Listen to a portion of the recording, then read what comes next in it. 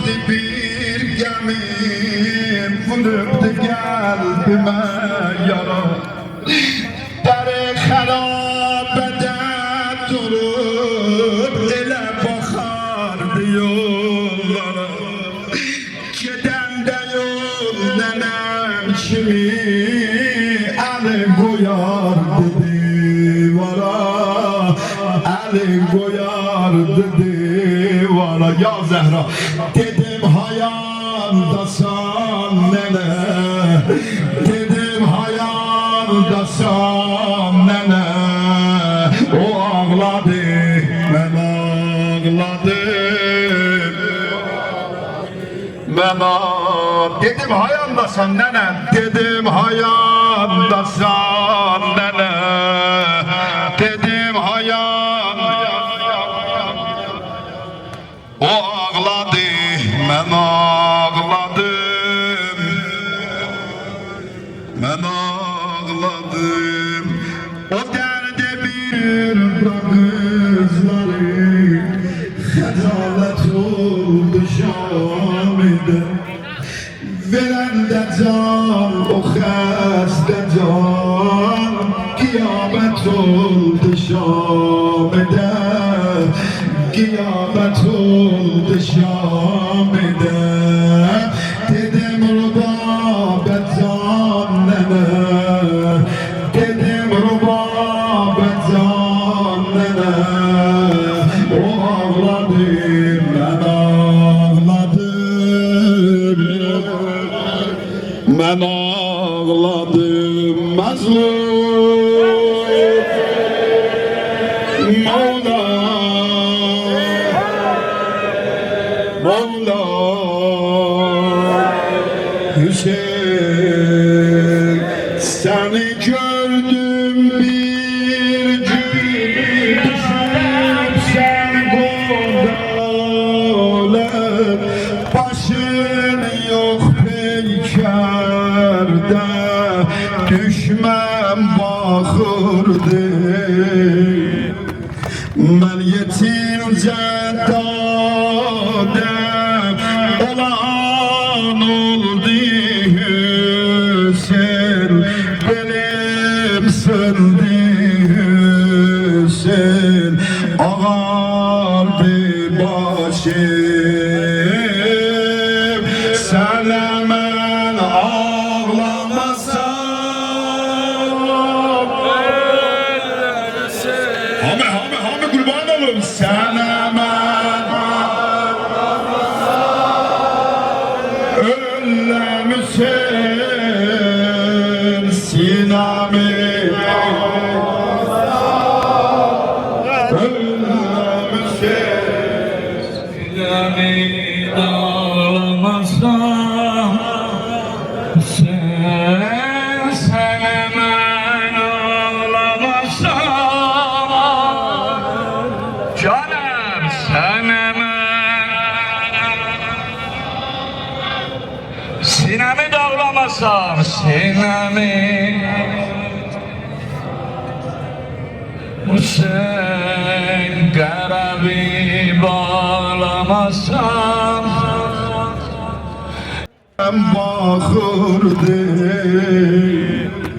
Ben yetimce dadem olan oldu Hüseyin Benim söndü Hüseyin Ağardı başım Sana ben ağlamasam Hami kurban olun Sana ben Hüseyin Sinami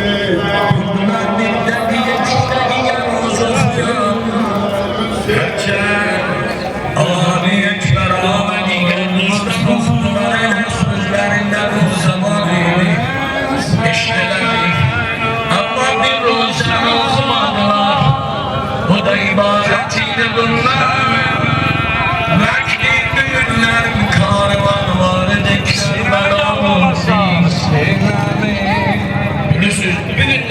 ماست گوشه از کمر ابی عبدالله ها چون با باش مبارک باش لکه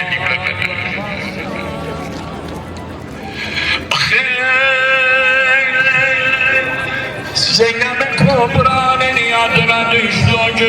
به کربلادن کوچه گرر چند دشت کرد و بلا çok بلا دی اما بلا زینب بزم مثال دی شام گدن de kardeşini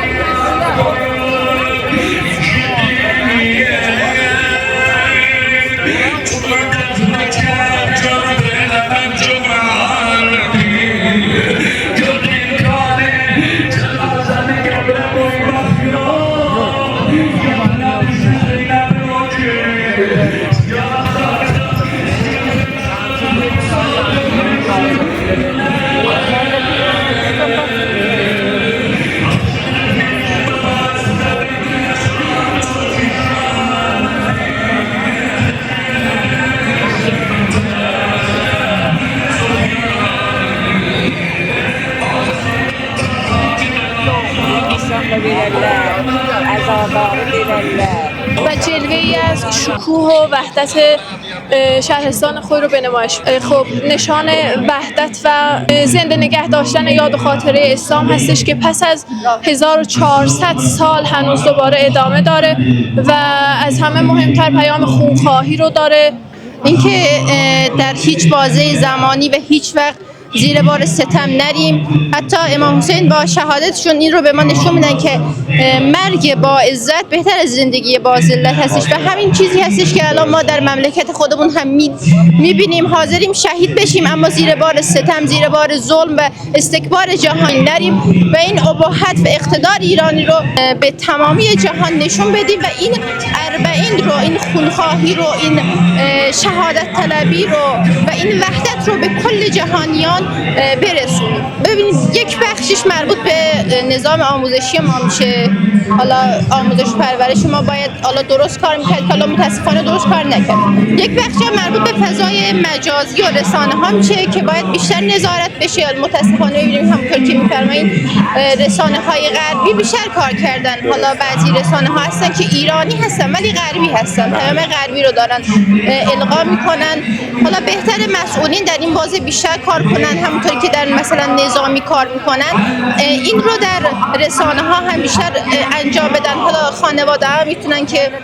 در این برنامه ها شرکت کنن. بالاخره این شرکت در همین برنامه ها همون پیام رو، اون فکر رو در آدمی ایجاد میکنه و بهش میرسونه. شور حسینی رو دارن و همیشه پای امام حسین و خطش باقی خواهند. اولی که باید راه امام حسین رو بهشون یاد بدیم، دومی که باید در بحث رسانه بیشتر تقویت بکنیم خودمون تا بتونیم این تاثیر رو روی قشر نوجوان و کودکمون بذاریم و بهشون یاد بدیم که مسیر امام حسین یعنی مسیر امام زمان ختم میشه و قشر جوان با این روش این رو متوجه میشه. من از ازل مست